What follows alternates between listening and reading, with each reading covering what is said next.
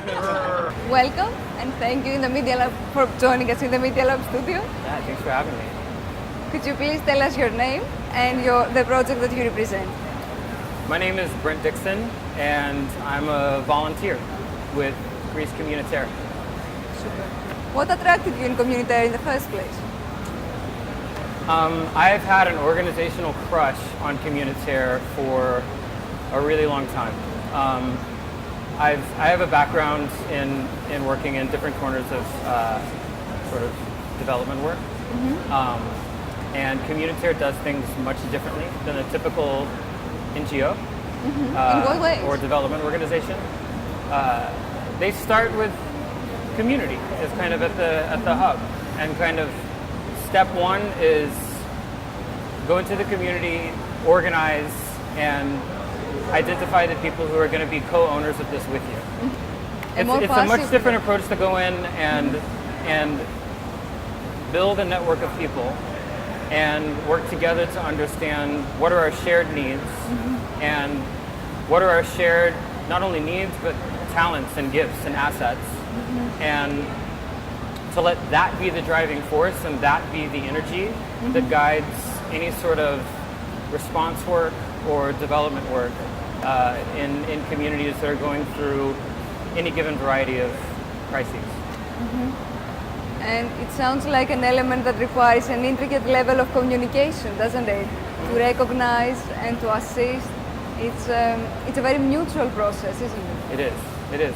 Yeah. I mean, it's when we first arrived into Greece, the most important thing was for us to plug into the community that had been active here already, and those people have been, you know, they've been everything for us, because when we arrived, we had very limited understanding of the context, which is so complex and it's changing so rapidly, and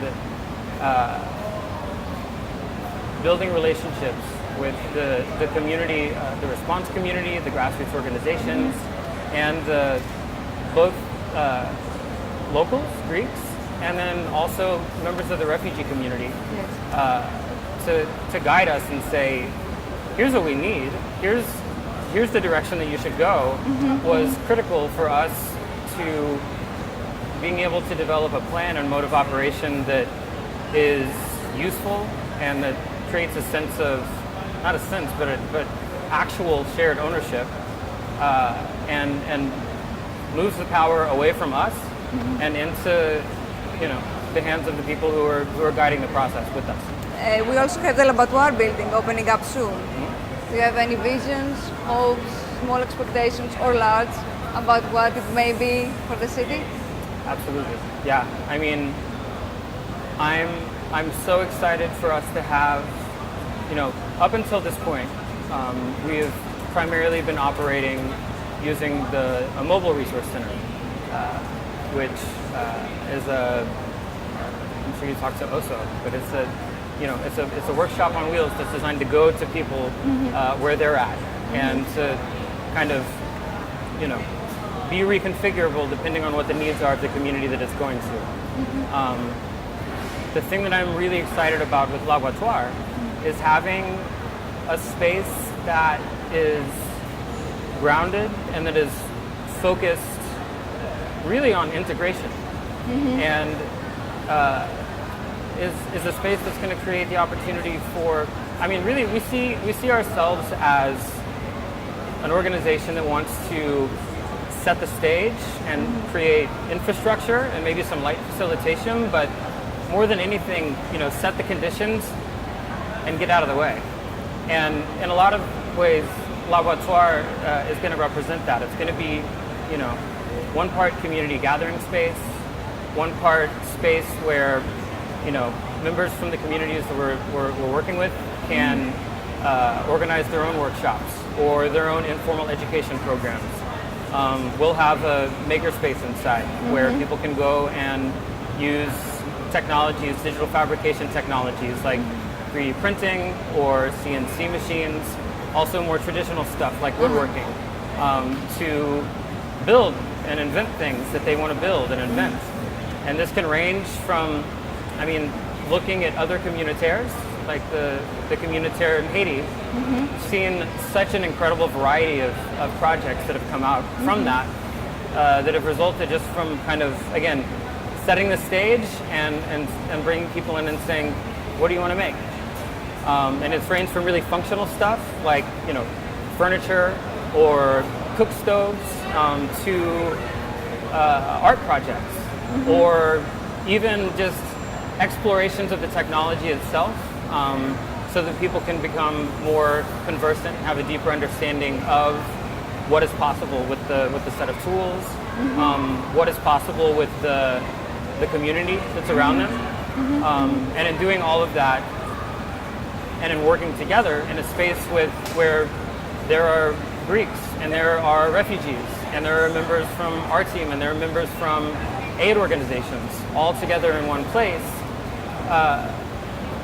you know, the hope is to build a increasingly strong sort of support network and community structure and let the tools be sort of mechanisms to facilitate that. And also as a chance for interaction, isn't it? Of not only an excuse, but an opportunity, let's say, to come together. Absolutely.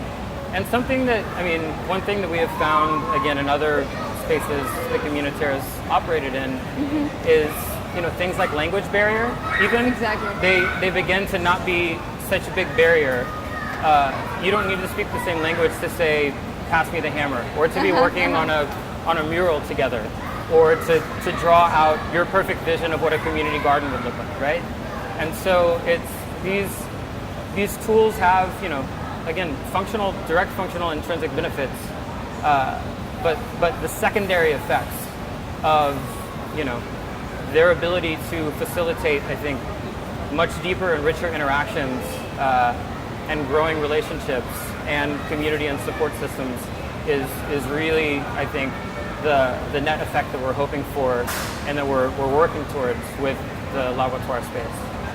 And that doesn't even, I haven't even mentioned all of the other amazing organizations that are going to be operating out of laboratoire as well, you know? So in addition to just the communities we're bringing in, there are a breadth of amazing, you know, socially engaged artists and makers, creative types, people like Media Lab, that are going to be in there and contribute to that, you know, the cross-pollination of ideas and new ways of thinking and opening up new senses of possibility and agency for everybody that's in there.